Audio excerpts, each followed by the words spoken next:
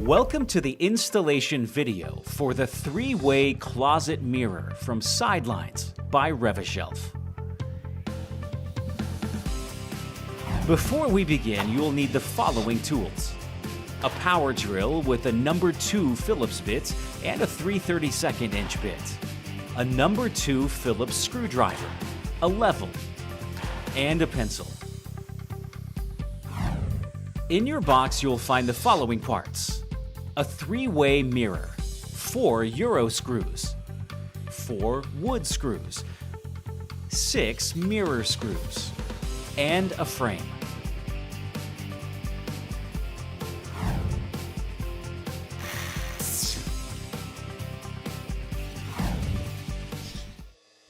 Pull out the frame and swivel into a perpendicular position. Align with the holes in the back of the mirror at the desired height. Before securing, ensure the larger head of the piston-like gas spring is on top. The gas spring is pre-assembled. However, if you find that the big head will not be positioned on top once installed, then you will need to flip the gas spring over.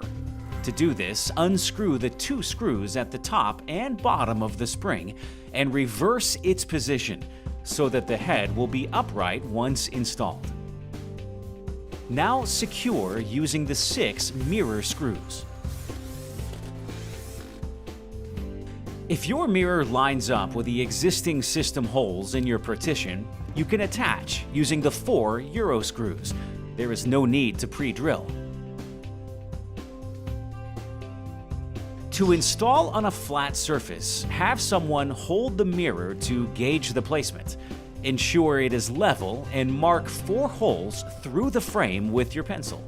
Pre-drill the holes using your 3/32 inch bit. Align the frame over the pre-drilled holes and secure using the 4 wood screws.